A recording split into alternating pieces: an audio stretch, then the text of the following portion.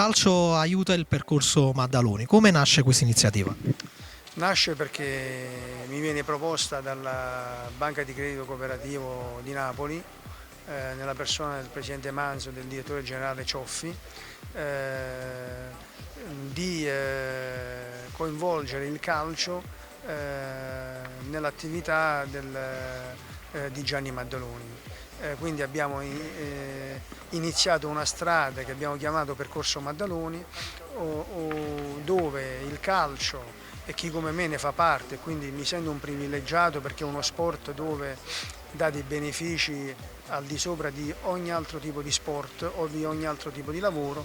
Era il minimo che chi come me potesse aiutare persone come Gianni Maddaloni, che impegnate nel sociale, impegnate nel togliere i ragazzi dalla strada di Scampia, incentivandoli e spingendoli verso lo sport, cosa che aiuta tanti ragazzi, perché lo sport è fondamentale per le vite di tanti ragazzi. A Scampia ancora di più, perché può essere una grande via d'uscita dalle strade non positive. Quindi quando me l'hanno accennato ho accettato subito, impegnandomi nell'iniziare questo percorso e organizzando questo evento.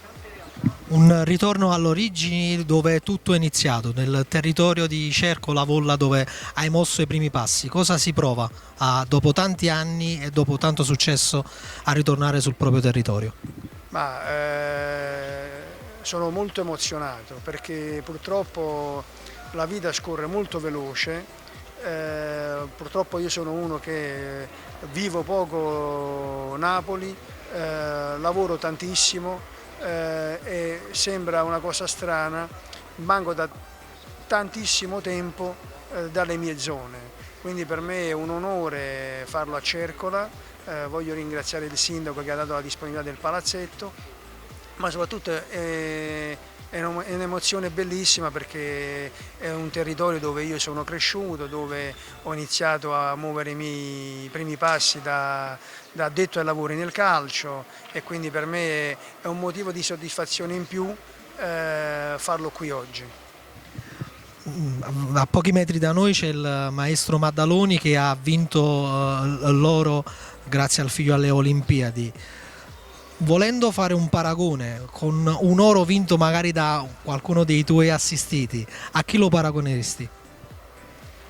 A Giovanni Di Lorenzo, perché la famiglia Maddaloni è una famiglia che viene dal niente e sono arrivati a conquistare l'oro. Giovanni Di Lorenzo è un ragazzo che viene dal niente, viene dalla gavetta più lontana, ed è arrivato a diventare campione d'Europa ed è arrivato a diventare un giocatore di livello importantissimo.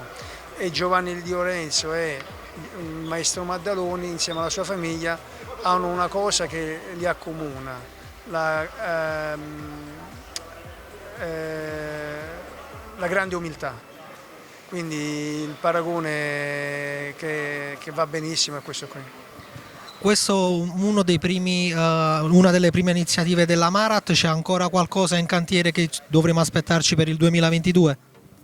La Marat ha deciso di investire tanto in queste cose, perché a me questa città, da quello che se ne possa dire, nel bene e nel male, mi ha dato tanto, tante volte nel bene e tante volte nel male.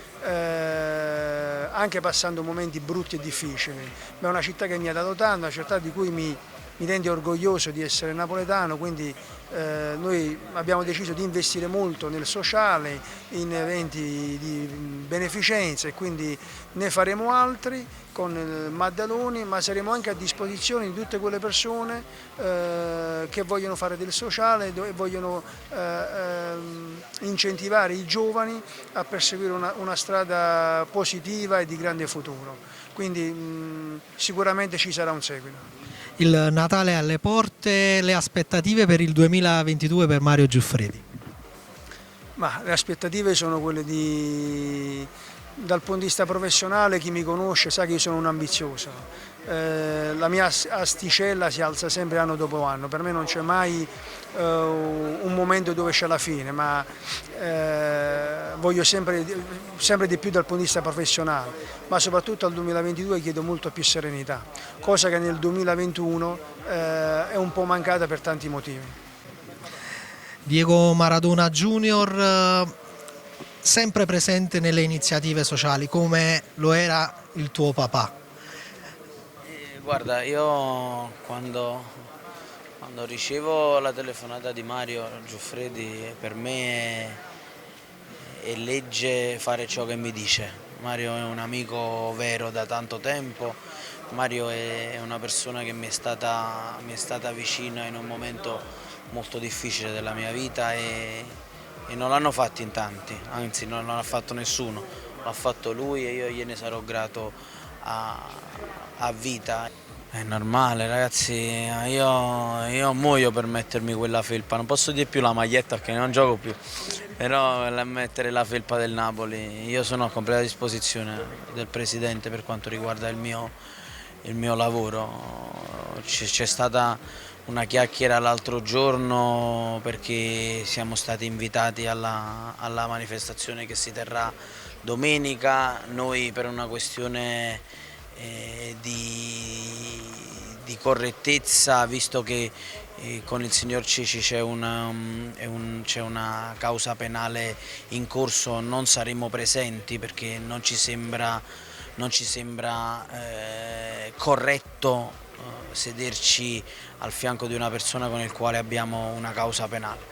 Però approfitto per ringraziare il Presidente perché il Presidente siamo stati una mezz'oretta a telefono, è stata una piacevolissima sorpresa nel senso perché non ci avevo mai parlato, è la prima volta, quindi è stata una piacevole sorpresa, una persona per bene, spero un domani con un po' più di esperienza di poter mettere la felpa del Napoli. Quindi, quando prima dicevi una chiacchierata, quindi l'argomento si è sfiorato in qualche modo col Presidente? No, l'argomento si è sfiorato, lui ha detto che è a conoscenza del mio percorso, però io oggi sono allenatore del Napoli United e sono concentratissimo su quello che stiamo facendo. Tra l'altro domenica sarà una sfida a Marcord, andiamo a Fratta, gioco contro un amico di una vita che è Tony Floro.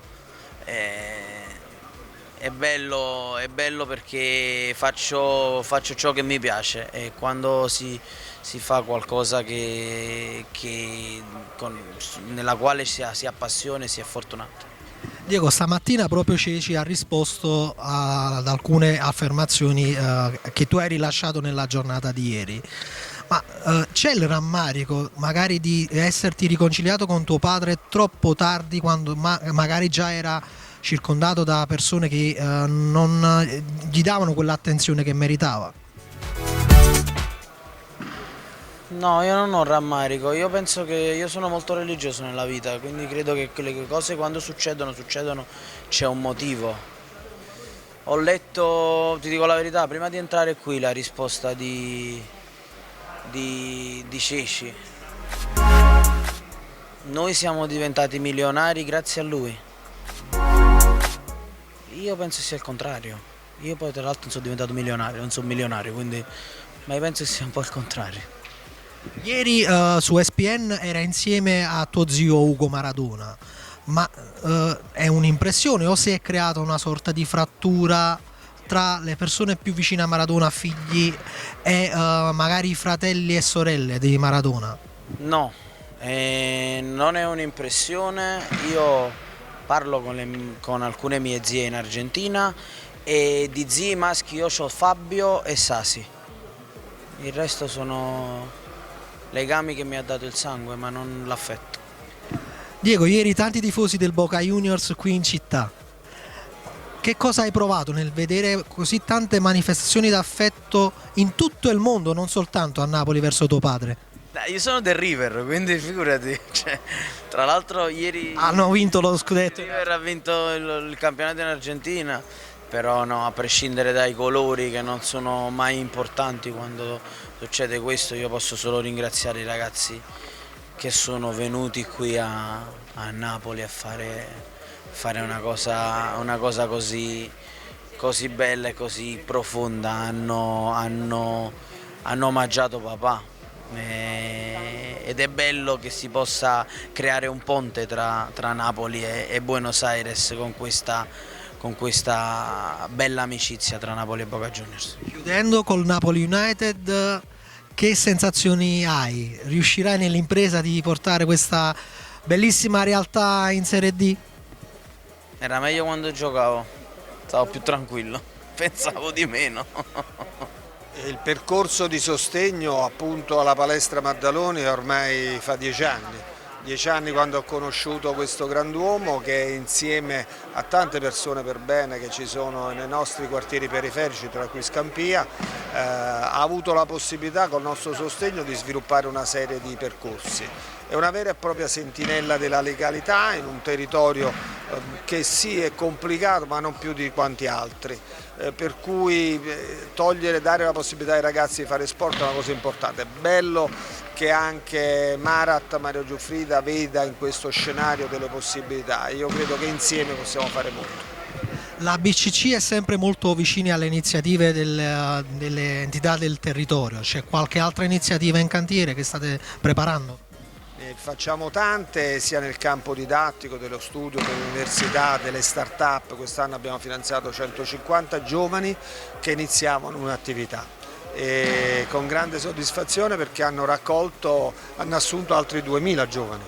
E questo insieme allo sport, il nuoto, abbiamo portato la Capri Napoli qui a Napoli, sosterremo ora molto volentieri una serie di attività di beneficenza. Insieme allo sport possiamo veramente insieme fare qualcosa di positivo per questa città. Presidente, per quanto riguarda la PCC e il Calcio Napoli, in passato c'è stata una sorta di frizione che poi è rientrata. I rapporti adesso come sono? No, sono ottimi. Noi pensiamo che facilitare i nostri soci ad acquistare delle cose sia un piacere e credo che ci sia la possibilità e peraltro gli portiamo anche fortuna perché con i giocatori del Napoli con cui ho un ottimo rapporto ogni tanto faccio una foto, quando la faccio poi la domenica segno, quindi mi dovrebbero probabilmente contrattualizzare. Ogni weekend. Bravo, esatto. Presidente, invece per quanto riguarda De Laurentiis, le voglio fare una domanda. De Laurentiis che ha iniziato proprio questa avventura imprenditoriale con un prestito da un altro istituto di credito. Lei che vive questo mondo, come definisce questo percorso di De Laurentiis che da un prestito poi è riuscito a creare un impero? Io credo che De Laurentiis è un grande imprenditore che ha valutato maturo probabilmente il suo mercato, ma nello stesso tempo ci ha visto nel calcio delle possibilità. Mi fa piacere che un istituto di credito, come peraltro ricordo anche l'acquisto di Maradona, fu fatto con un finanziamento del Banco di Napoli e quindi significa che quando la finanza, le banche sono attente ai processi sportivi ma non solo, questo scarica poi benessere in tutta la città. Il Calcio Napoli è un grande indotto e dobbiamo sicuramente sostenerlo. Volendo chiudere per quanto riguarda il valore, secondo lei che valore potrebbe avere adesso il Calcio Napoli?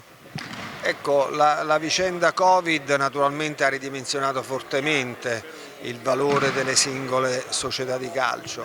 Una due diligence andrebbe fatta, ma credo che oggi la difficoltà sta nel trovare degli investitori.